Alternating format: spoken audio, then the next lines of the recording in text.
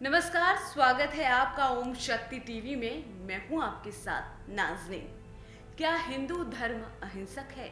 यदि हाँ तो फिर पुराण, महाभारत और रामायण में खून खराबा क्यों? उत्तर: उपरोक्त सवाल अधिकतर वो लोग पूछते हैं जिनका हिंदू धर्म के संबंध में ज्ञान शून्य है।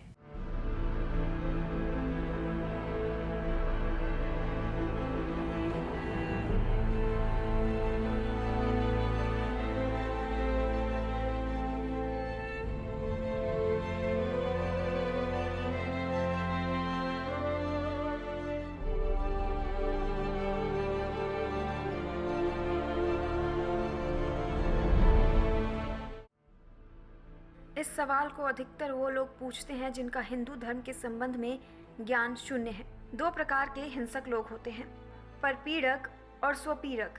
अपनी बातों को किसी के ऊपर जबरन थोपना या उसके शरीर के साथ छेड़छाड़ करना परपीड़क, और खुद को त्रास देकर किसी बात को मनवाने वाला स्वपीड़क होता है।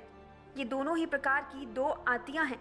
हिंसा का विपरीतार्थी शब्द है करुणा या दया, अहिंसा नहीं। अहिंसा का बहुत व्यापक अर्थ है। अहिंसा का अर्थ कायरता नहीं। वीर लोगों के मन में ही अहिंसा का भाव उत्पन्न होता है, क्रूर लोगों के मन में नहीं। धर्म के बताए गए लक्षणों में से एक है अहिंसा।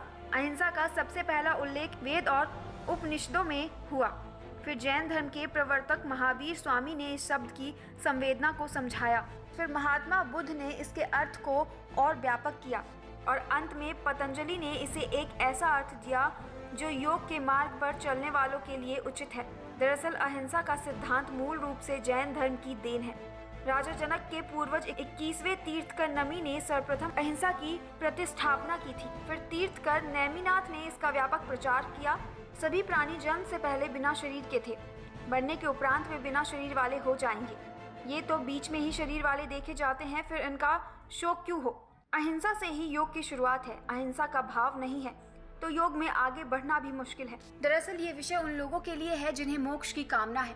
भगवान महावीर, भगवान बुद्ध और महात्मा गांधी की अहिंसा की धारणाएं अलग अलग थी। फिर भी महावीर और बुद्ध की अहिंसा से महात्मा गांधी प्रेरित थे।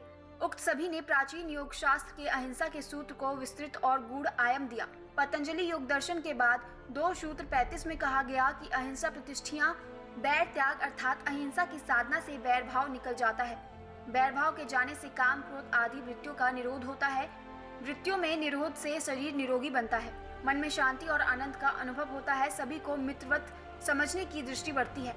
सही और गलत में भेद करने की ताकत आती है। अब क्या यदि हिंदू धर्म में अहिंसा है तो फिर पुराण, महाभारत और रामायण में खून खराबा क्यों? यहाँ ये कहना होगा कि अहिंसा उन लोगों का मार्ग है जिनको मोक्ष, कैवल्य, निर्वाण या बुद्धत्व को प्राप्त करना है। मोक्ष या बुद्धत्व के मार्ग पर काय लोग नहीं चल सकते। इस मार्ग पर वही लोग चल सकते हैं जिन्होंने मरने की ठान रखी है। इसे सरल शब्द में कहे तो मोक्ष के मार्ग में मर जाना, किसी धर्म, संप्रदाय या मत के मार्ग में नहीं।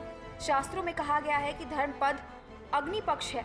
योग या ध्यान में एक ऐसी अवस्था आती है जबकि लगता है कि अब मर जाएंगे, बस छोड़ दो। जिसने छोड़ा वो फिर कम से कम इस जन्म में तो पुनः उस अवस्था तक नहीं पहुंच पाता। तो ये मार्ग मोक्ष का है, सांसारिक जीवन का नहीं। परंतु आज हिंदुओं की इस अहिंसा और सहिष्णुता के कारण आज देश में भांति भांति के लोग हो गए हैं, जिनमें से अधिकतर अपने ही देश के इतिहास से अनभिज्ञ हैं। वे वही जानते हैं जो गुलामी के काल में लिखा गया। यदि हिंदू अहिंसक नहीं होते तो इस देश में सिर्फ हिंदू ही होता, और यदि हिंदू हिंसक नहीं होता तो अब तक मिट गया होता। आप किस प्रश्न की ओर जाना चाहेंगे? दरअसल अहिंसा का सबसे कड़ा संदेश 2 ही धर्मों ने दिया है, वे हैं जैन और बुद्ध। बौद्ध राष्ट्र कितने अहिंसक हैं? अहिंसा का अर्थ यदि आप हिंसा के विपरीत अर्थों में से लेते हैं तो आप गलत हैं। इतिहास गवाह है कि हिंदुओं ने कभी अकारण हिंसा नहीं की, कभी किसी देश पर आक्रमण नहीं किया। हाँ, अन्याय के विरुद्ध अवश्य हिंसा या युद्ध किया है। आप जो भी ग्रंथ देखेंगे उसमें अन्याय के विरुद्ध ही लड़ने की बातें हैं, किसी संप्रदाय या मजहब के लिए नहीं। यदि किसी संत, देवी या देवता ने युद्ध किया तो उसे सोच और उस व्यक्ति के खिलाफ जिसके कारण जनता त्रस्त थी। उन्होंने अपना राज्य स्थापित करने के लिए युद्ध नहीं लड़ा, उन्होंने अपनी विचारधारा को स्थापित करने के लिए युद्ध नहीं लड़ा। जब सत्य की रक्षा और न्याय को कायम करने की बात आती है और सामने कोई अत्याई, शैतान या राक्षस है, तब करुणा व दया का भाव दिखाना कायरता ही होगी, तब सहिष्णुता बन जाना कायरता ही होगी। सभी जानते हैं कि महाभारत और रामायण का युद्ध क्यों हुआ था, लेकिन कितने हैं जिन्होंने रामायण या महाभारत पढ़ी होगी? सिर्फ युद्ध के कारण से ही उन्हें जाना जाता है, लेकिन जिन्होंने ये दोनों ग्रंथ पढ़े हैं वे जानते हैं कि इसमें युद्ध से कहीं ज्यादा धर्म है। इसी तरह पुराणों में दशावतार की कथाओं के अलावा भी बहुत कुछ है जो हमें धर्म के मर्म को समझाता है। युद्ध का हिस्सा तो इसमें मात्र 10% ही होगा और इसका यही कहना है कि रामायण, महाभारत और पुराणों में तो खून खराबा ही भरा है। कहाँ तक उचित होगा? महाभारत में गीता है, विदुर नीति है, भीष्म नीति है और तमाम तरह का वो ज्ञान है जो हमारे जीवन से संबंधित है। हालांकि युद्ध एक ऐसा कर्म है जिसकी हर काल में जरूरत रहती है। जिस कौम ने युद्ध करना छोड़ दिया उसका अस्तित्व भी धीरे धीरे दूसरी कौम ने मिटा दिया है। युद्ध में ही चेतना का विकास होता है। युद्ध के मार्ग पर चलकर ही अहिंसक हुआ जाता है। महाभारत में तो एक से एक योद्धा थे, जैसे द्रोण, कर्ण, अर्जुन, भीष्म, कृपाचार्य, बलराम आदि, और मायावी में बर्बरिक, घटोत्कच आदि। रामायण काल में भी कई सुर और असुर योद्धा थे, जैसे रावण, मेघनाद आदि, और मायावती में कुंभकर्ण, मारीच आदि। प्राचीन काल से ही युद्ध और शांति चली आ रही है। प्राचीन काल में भी युद्ध एक मजबूरी थी और आज भी, लेकिन कोई भी धर्म युद्ध का समर्थन नहीं करता। हिंदुओं के जितने भी शास्त्र हैं उसमें युद्ध का वर्णन तो मिलता है, लेकिन वो आटे में नमक के समान है। बाकी तो विज्ञान, धर्म, दर्शन और अध्यात्म की ही बातें भरी पड़ी हैं।